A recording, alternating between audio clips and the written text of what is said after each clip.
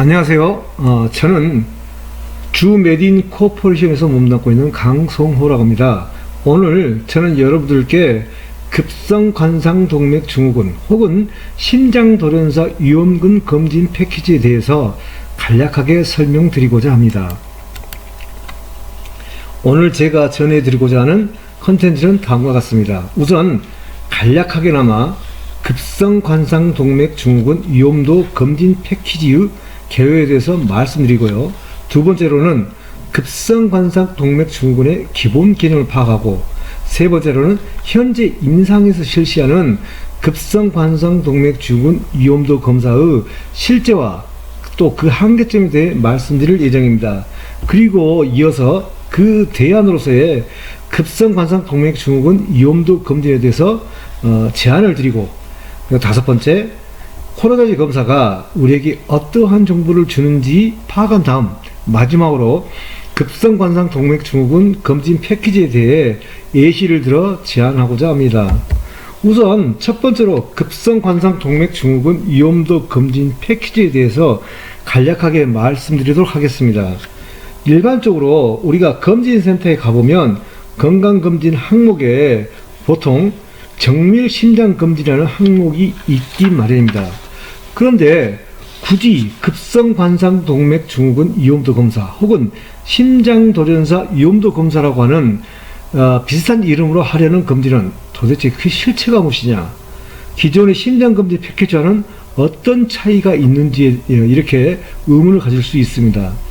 그런데 급성관상동맥 증후군 위험도 검사는 기존 검진센터에서 수행해왔던 심장검진 패키지와는 그 패러다임이 완전히 다른 컨셉입니다. 기존 심장검진에서는 그 표적질환이 중증질환인 안정형 협심증을 찾는데 그 초점이 맞춰져 있습니다.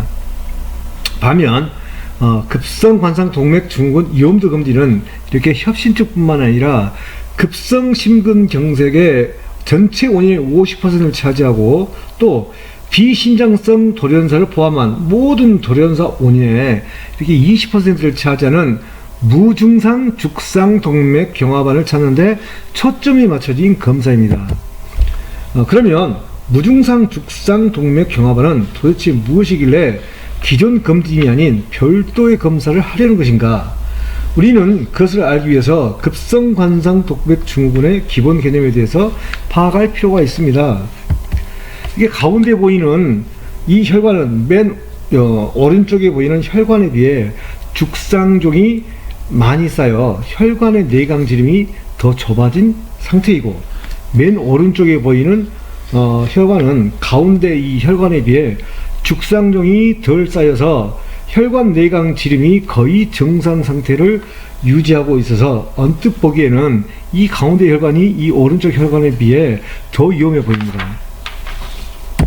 그런데 역설적이게도 심혈관 사고는 오른쪽 그림의 혈관 접착이 50% 미만인 이 혈관에서 압도적으로 많이 발생합니다. 그 이유는 가운데 혈관은 비록 협착이 많이 진행됐지만 이렇게 노랗게 보이는 그 지질층의 부피도 작고, 그 지질층을 덮고 있는 이렇게 섬유 뚜껑도 매우 두꺼워 안정적인 반면에 오른쪽 혈관은 지질층 부피가 이렇게 크고요, 그 뚜껑도 얇아서 외부에 물리적 압박에 쉽게 파열될 수 있는 상태로 보입니다. 그래서 이런 혈관을 파열에 취약하다고 하여 이렇게 취약성 죽상 동맥경화반, 벌러러블 플락이라고 칭하기도 하고요, 또 증상을 느끼지 못한다고 하여서 무증상 죽상 동맥경화반이라고도 합니다. 관상동맥 증후군 위험도 검사는 바로 이런 무증상 죽상 경화반 혹은 취약성 죽상 경화반을 표적으로 하는 검사입니다. 보통 많은 사람들은 심근경색에 의한 심장마비가 그 과정이 혈관이 조금씩 점차적으로 좁아지다가 마지막에 이르러 혈관이 완전히 폐쇄된다고 믿고 있습니다. 즉 점진적인 진행 과정이라고 생각했는데, 실제 80년대 이전에 임상가에서도 그렇게 알고 있었습니다. 하지만 그런 경우는 실제 그다지 흔치 않습니다.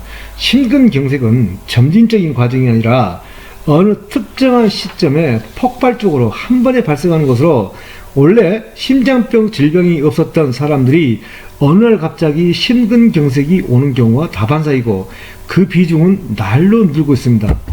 반면 상대적으로 안정형 협심증을 겪는 환자들의 급성 심근경색은 최근에 메디케이션 치료 성과가 날로 발전한 결과로 인해 계속 발병률이 줄어들고 있는 추세입니다. 그런데 현재 의료 현실은 이렇게 급성 심근경색의 위험도가 매우 높은 무증상 죽상 경화반에 대한 검사는 여러 가지 원인으로 그다지 쉽지가 않습니다.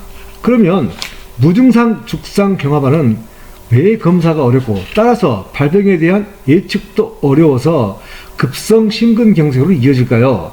우선 50% 미만의 혈관 협착을 가리켜 무증상 죽상 동맥 경화반이라고 명명한 데서 알 수 있듯이 평소에 환자가 아무런 증상도 호소하지 않았다는 의미이기 때문에 의사들에게 관심 자체가 생기지 않는 것은 당연지사입니다.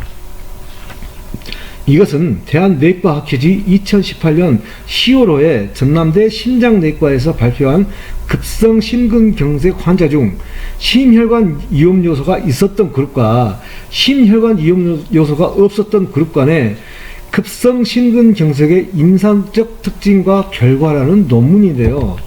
여기에서도 전남대 심장내과에서 내원했던 급성 심근경색 환자 중 심혈관 위험 요소가 없었던 그룹이 전체 급성 심근경색 환자 중 12.5%를 차지합니다. 또 2003년 미국 신장협회 자료를 보면 전체 급성 심근경색 환자 중 단지 50%만이 혈압과 콜레스테롤이 정상인보다 높았고 50%는 정상인과 똑같았다라고 발표한 바가 있었습니다.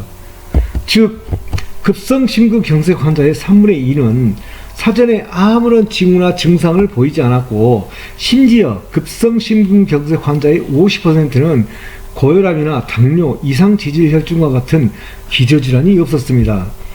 그러다 보니 더욱이 의사들의 눈에 띄지 않았던 것입니다. 또 그런 환자, 즉 무증상 죽상 동맥 경화를 검사할 수 있는 방법도 딱히 마땅치 않았던 것도 중요한 원인 가운데 하나입니다. 그러면 급성 관상 동맥 증후군 위험도 검사는 어떤 것이 있을까요?